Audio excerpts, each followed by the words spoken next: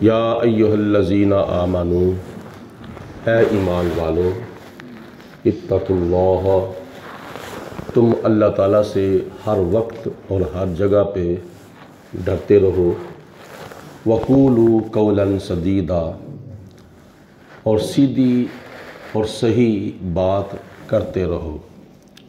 اگر یہ دونوں کام تم کرو گے، یصلح لکم اعمالکم، اللہ تعالیٰ تمہاری دنیا کی زندگی سنوار دے گا، تمہاری اللہ تعالیٰ اصلاح فرما دے گا۔ وَيَغْفِرْ لَكُمْ ذُنُوبَكُمْ، اور تمہارے اللہ تعالیٰ گناہ بھی معاف فرما دے گا۔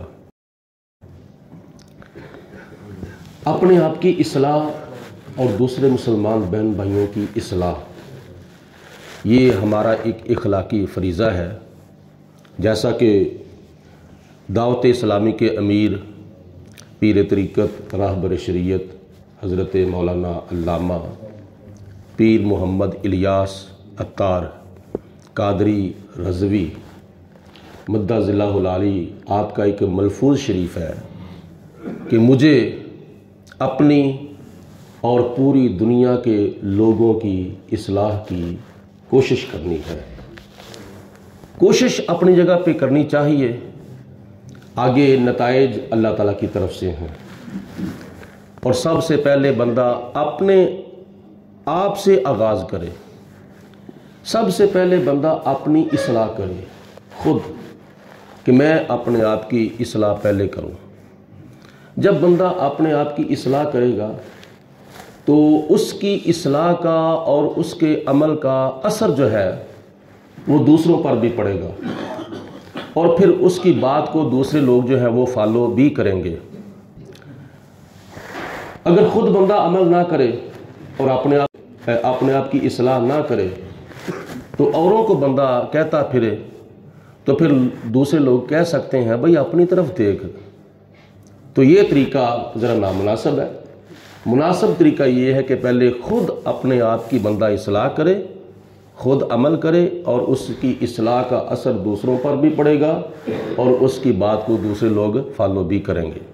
نمبر 2، گھر کے اندر میاں بیوی آپس میں اچھا برتاؤ کریں گے اور ایک دوسرے کے ساتھ درگزر کریں گے، اور جو بات شریعت کے مطابق ہے ان میں سے کوئی بھی بات کرے گا تو وہ ایک دوسرے کی بات کو اگر فالو کریں گے تو اس کا اثر اولاد پر پڑے گا۔ اولاد دیکھ کر ہی وہ اپنے آپ کو سنوارنا شروع کر دے گی۔ تو اگر والدین اپنے آپ کے ساتھ یعنی آپس میں ایک دوسرے کے ساتھ لڑیں گے، جھگڑیں گے، شوہر اور بیوی ایک دوسرے کے ساتھ درگزر نہیں کریں گے تو ان کی لڑائی کا جو اثر ہے وہ اولاد پر پڑے گا۔ جب اولاد پر پڑے گا تو اولاد بھی آپس میں، وہ میاں بیوی آپس میں لڑ رہے ہیں، یہ بہن بھائی آپس میں لڑیں گے۔ جب بہن بھائی آپس میں لڑیں گے تو پھر یہ جو لڑائی ہے یہ کہاں تک جائے گی؟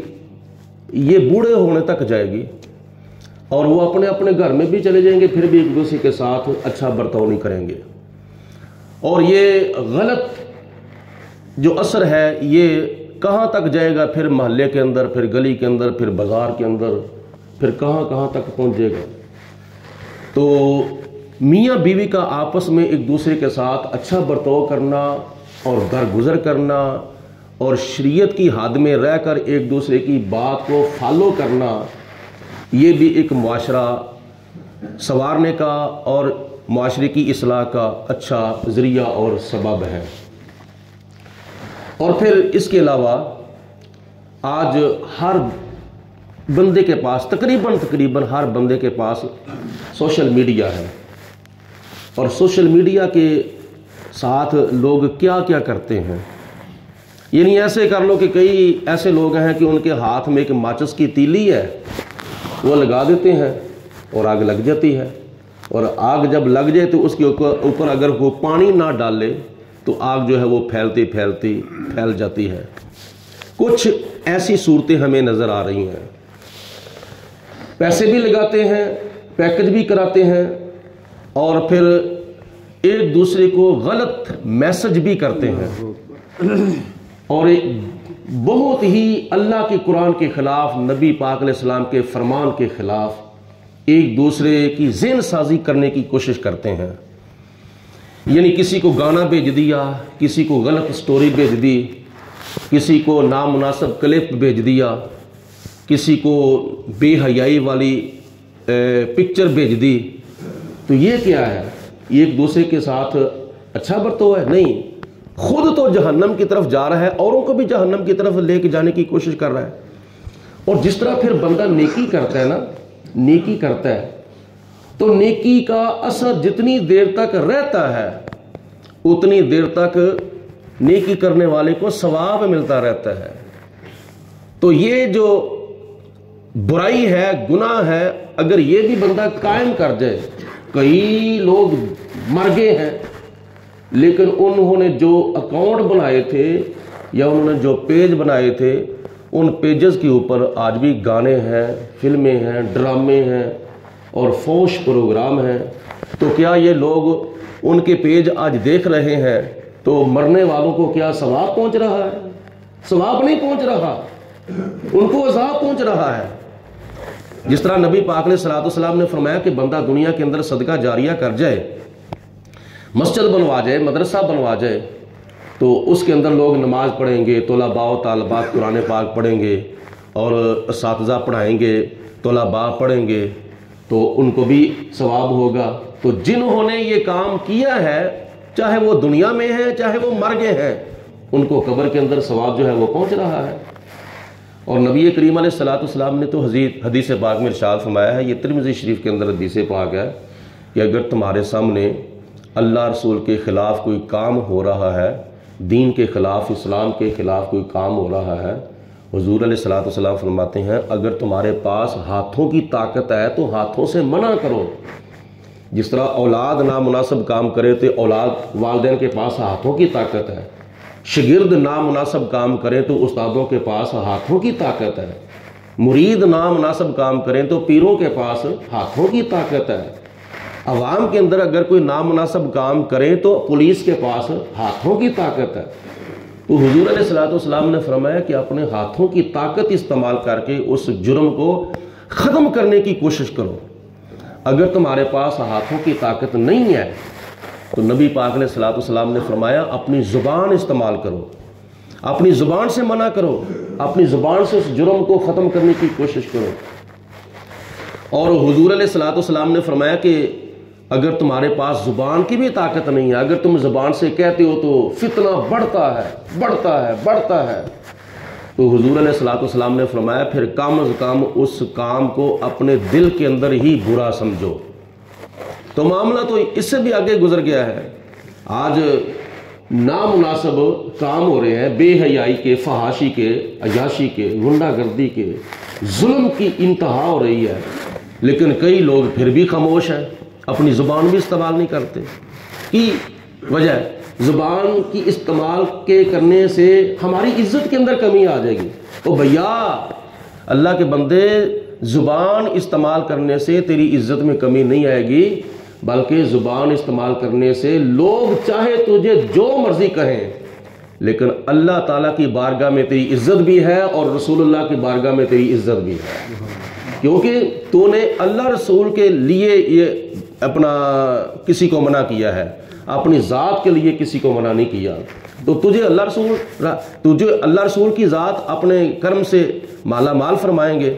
اور نبی پاک علیہ السلام نے ارشاد فرمایا کہ اگر کوئی بندہ سچی بات کرے تو اگر وہ نسلٹ سمجھے یا لڑائی جھگڑے کے اندر ذاتی طور پر اپنی ہار تسلیم کر لے، اپنی شکست تسلیم کر لے ذاتی طور پر، تو نبی پاک علیہ السلام نے فرمایا قیامت کے دن میں اس کو عزت دوں گا.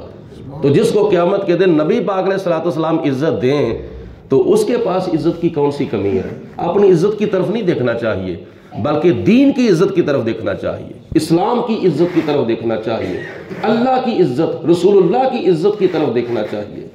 تو پھر نبی پاک علیہ السلام نے فرمایا کہ اگر تم سے یہ دونوں کام نہ ہو سکیں تو پھر تم تیسرے نمبر پر اپنے دل کے اندر برا سمجھو.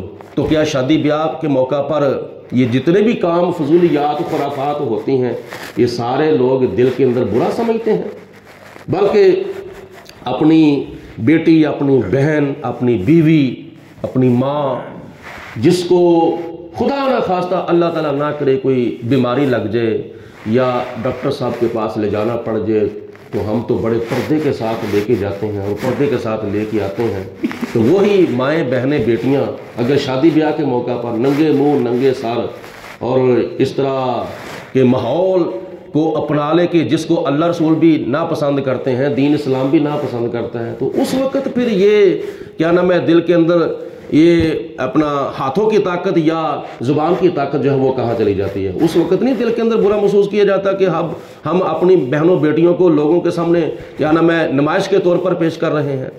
और फिर कैमरे वाला जो है वो जब निकाह के मौका पर दुल्हन के कमरे में जाता है, निकाह ख्वां जब निकाह पढ़ाता है, जिसके साथ उसका निकाह होना है उसने उसको बाद में देखना है, सबसे पहले उसको कैमरे वाला देख रहा है। तो ये इस्लाह होनी चाहिए, गमी के मौका पर और शादी के मौका पर, आगे पीछे खलवत जलवत गार बाहर हर जगह पे इस्लाह होनी चाहिए। और इस्लाह का एक और तरीका भी है, इस्लाह करते वक्त किसी की नसल्ट मकसूद नहीं है, किसी की बिस्ती, किसी की इज्जत को मजरूह करना मकसूद नहीं, बल्कि उसकी इज्जत को बरकरार रखा जाए। ऐसे अहसन तरीके के साथ किसी की इस्लाह की जाए कि उसकी इज्जत जो है वो बरकरार रहे, उसकी नसल्ट ना हो किसी के सामने, उसकी दिल आज़ारी ना हो। बाकी सच्ची बात करने से अगर कोई घबराता है या परेशान होता है तो ये मामला उसके सुपुर्द है या अल्लाह के सुपुर्द है। लेकिन अल्लाह ताला की बारगाह में बंदा सुरखरू हो जाए तो फिर ये दुनिया के अंदर भी कामयाबी है और आखिरत के अंदर भी कामयाबी है। तो कोशिश ये करनी चाहिए, अपने आप को भी संवारो और अपने दूसरे मुसलमान बहन भाइयों को भी संवारने की कोशिश करो। आजकल तो हमारा ये जो तुम्हारा सब का मैसेज जो है वो पहले वक्तों में तो अपने महदूद अफराद तक रहता था या चार दीवारी तक रहता था, या आजकल तो पाबंदी लगी हुई है स्पीकरों पर। जब स्पीकर के ऊपर पाबंदी नहीं थी, ये पूरे मोहल्ले के अंदर मैसेज जाता था। लेकिन आजकल यानी ये पूरी दुनिया के अंदर मैसेज जा सकता है, सोशल मीडिया के ज़रिए, इंटरनेट के ज़रिए पूरी दुनिया के अंदर ये मैसेज जा सकता है। तो इसलिए मौलाना इलियास कादरी साहब की बात से मैंने ये बात उन्हें शुरू की थी। उन्होंने फरमाया कि मुझे अपनी और पूरी दुनिया के लोगों की इस्लाह की कोशिश करनी है। दुआ करो, ये दुआ है, ये मकबूल मेरी दुआ हो, मेरी हर अदा सुन्नत मुस्तफ़ा हो। अल्लाह पाक हम सब को अमल करने की तौफीक अता फरमाए। और आखिर पे ये भी मैं अर्ज़ कर लूँ कि इस्लाह करने का और करवाने का एक तरीका ये भी है कि अल्लाह के घर में ज़्यादा से ज़्यादा टाइम देना चाहिए। दरस कुरान के मौका पर, खुतबा जुमा के मौका पर